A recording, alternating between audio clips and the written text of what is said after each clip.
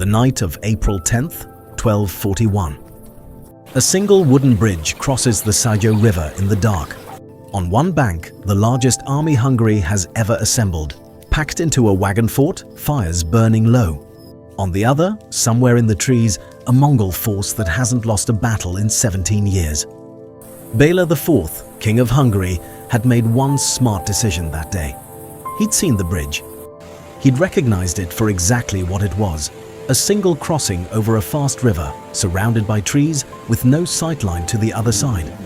He refused to send his men across. Instead, he circled the camp with wagons, ordered shields between the gaps, and settled in to hold. He was right about the trap. He was wrong about everything else. What Béla didn't know was that Subutai had already left.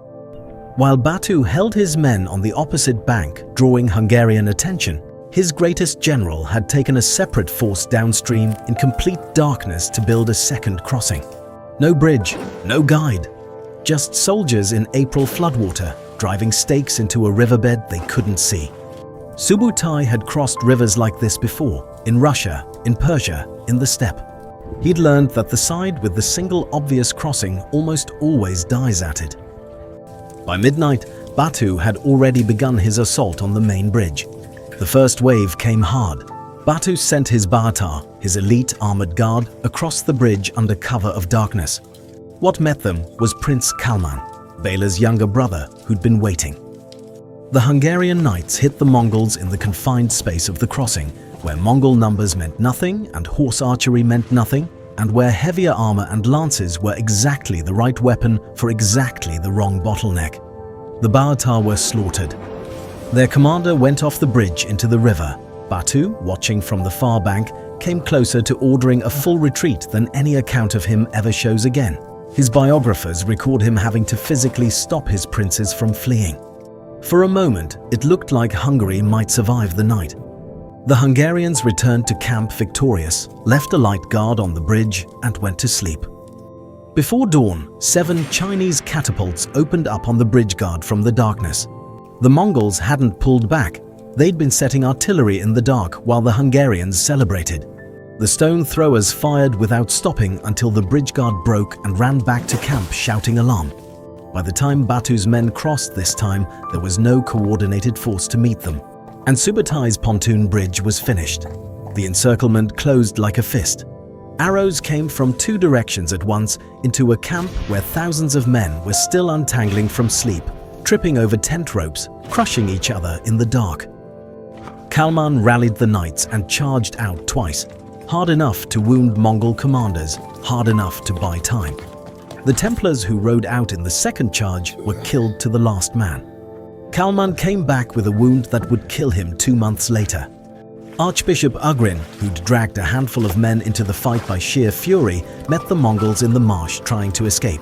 He drowned, weighted down by his armor. By 6 in the morning, the camp was surrounded on every side but one. This is where Subutai's understanding of men shows you something most generals never learn. An army with no escape route fights to the death. Leave a gap, and 10,000 trained soldiers become 10,000 individuals running the same direction. Subutai left the gap.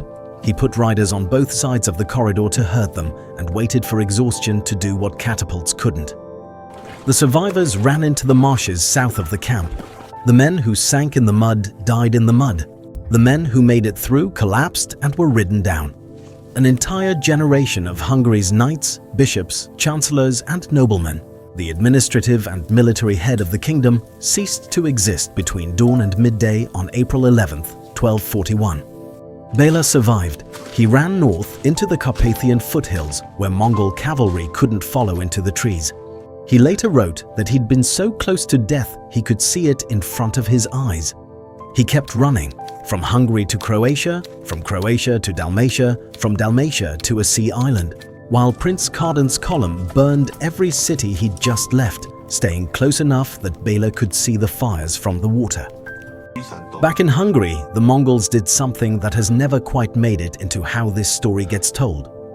They took the royal seal from the body of Béla's chancellor, killed at Mohi, and then they used it.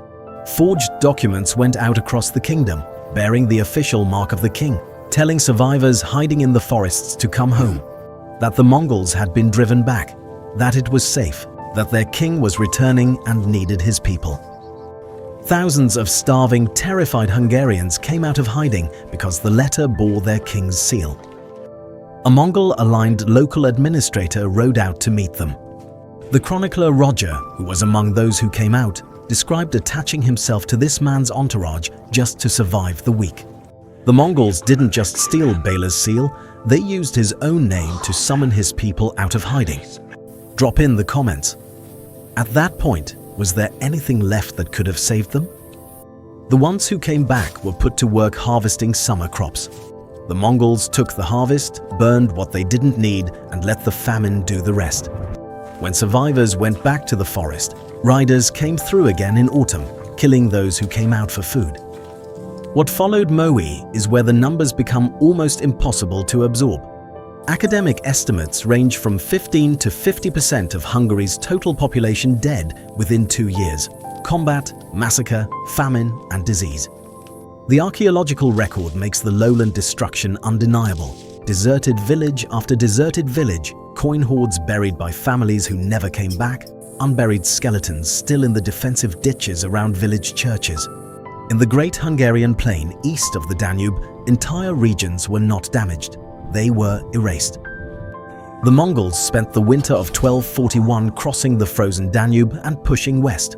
Stone castles on high ground stopped them. One Spanish knight named Simon held the citadel of Esztergom with crossbowmen and counter-siege weapons and would not let Batu's catapults crack the walls. When 300 women came out of the citadel in their finest clothes to beg mercy, Batu executed them on the spot and left. He could not break what he could not encircle.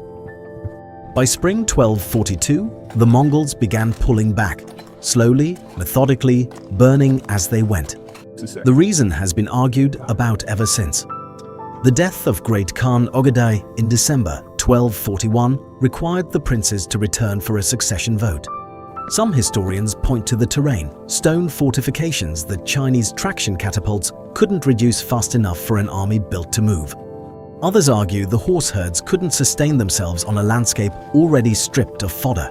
The truth is probably all of it at once, and Subutai, who had never failed a campaign, appears to have understood that Hungary could be broken but not held with the force available. Batu crossed back through Transylvania, burning on the way out. Then he settled on the Volga River, built a capital and never left again. He died in the mid-1250s, master of the Western Steppe, never having returned to finish what Mohi started. Béla came home in 1242 and spent the rest of his reign building stone castles on every high point in the kingdom, marrying his children into neighboring dynasties, and writing letters to every pope asking why Europe hadn't helped. He invited the Cumans back, gave them the depopulated plains to settle, arranged a marriage between his son and a Cuman princess. He called himself the second founder of Hungary, because the first version hadn't survived. He was right. The kingdom that existed before April 11th, 1241 was gone. What came after was rebuilt, reconfigured, shaped permanently by the knowledge that if the Mongols came back, and everyone expected them to, the next Hungary had to be harder to kill.